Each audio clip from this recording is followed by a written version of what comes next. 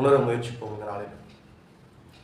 அன்புன்னு பைபிளில் நிறைய இடங்கள் இருக்கு. அந்த அன்புன்ற வார்த்தை வரக்கூடிய எல்லா இடங்களிலும் தேவனுடைய அன்பு பூரணமாய் வெளிப்படுகிறது. இந்த தேவனுடைய அன்பை புறக்கணியாமல், இந்த தேவனுடைய அன்பை உண்மையாய் ருசித்து, இந்த தேவனுடைய அன்பை முழுமையாய் பெற்றுக்கொண்டு வாழும் பொழுது நம்ம வாழ்க்கையில உறவுகளில் பிரச்சனை இருக்காது. எதிர்பார்ப்பில்லாத அன்பு தேவனுடைய அன்பு. எதிரிகளையும் நேசிக்கக்கூடிய அன்பு, துரோகிகளையும் நேசிக்கக்கூடிய அன்பு. காட்டி கொடுக்க வந்த யூதாஸ் முத்தமிட்டு காட்டி கொடுக்கிறார். அடுத்து என்னை காட்டி கொடுக்கிறாயா என்று கேட்ட தேவன் ஒரு நாளும் யூதாஸை குற்றப்படுத்தவே இல்லை.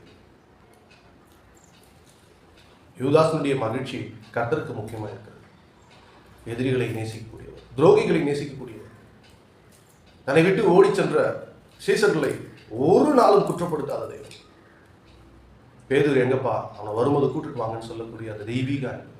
பேதுரு என்னை மறுதளிச்சு மனம் வந்து போயிருப்பான், அவனை விட்டுறாதீங்கப்பா, அவனை கூட்டிட்டு வாங்கன்னு சொல்லக்கூடிய அந்த தெய்வீக அன்பு, இந்த தகப்பனின் அன்பு.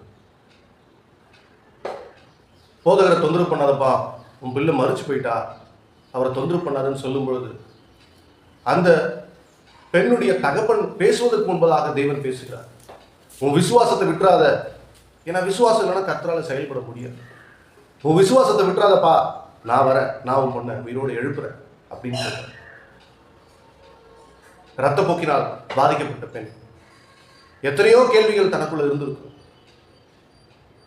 மனிதர்களை கடந்து, கூட்டத்தை கடந்து போய் அவரை தொட்டால் போதும், அவர்கிட்ட போயிட்டு முறையிடல, நீங்க ஏன் நான் உங்களை நம்புறேன், நீங்க ஏன் என்ன இந்த மாதிரி ரத்தப்போக்கில் விட்டுட்டீங்க, எனக்கு மட்டும் ஏன் இந்த உலகத்தில் இப்படிலாம் நடக்குது, எனக்கு மட்டும் ஏன் இந்த கவலை, எனக்கு மட்டும் ஏன் இந்த கஷ்டம், என்னை மட்டும் ஏன் இப்படி துன்புறுத்துறீங்க, நான் ஏன் இவ்வளோ கஷ்டப்படுறேன் அப்படின்னு சொல்லி அவங்க எந்த கேள்வியும் கேட்கல.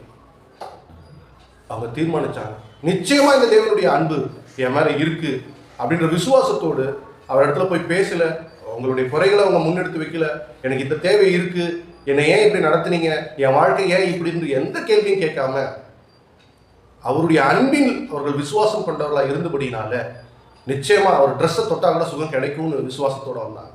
இந்த தேவன் எப்பொழுதும் நம்மை நேசிக்கிறவராக இருக்கிறார். நம்முடைய பாவ பலவீனங்களில் நாம் விழுந்து போயிருந்தாலும் நாம் அதை உணர்ந்து கர்த்தரிடத்தில் வரும் பொழுது அவர் நம்மை மன்னிக்கிறவராகவே இருக்கிறார்.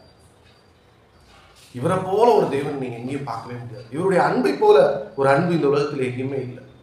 இந்த தேவனுடைய அன்பை நாம் புரிந்து கொள்வோம். கர்த்தரை புகழ்ந்து பாடி ஆராதிப்போம். இந்த அன்பின் ஆழத்தை உணர்வோம். கர்த்தர் நல்லவர், அவர் கிருபை என்றும் உள்ளது, தலைமுறை தோறும் அவர் நம்பத்தக்கவர், அன்பில் மாறுபாடு இல்லாதவர், கொடுத்த வாக்கை நிறைவேற்றுகிறவர், வாக்கு மாறாத நல்ல தகப்பனவர். அந்த அன்பின் ஆழத்தை நாம் இந்த நாளில் உணர்ந்து கொள்வோம். கர்த்தருடைய நாமம் மாத்திரம் மகிமை கொள்வதாக. God bless you. Have a good day.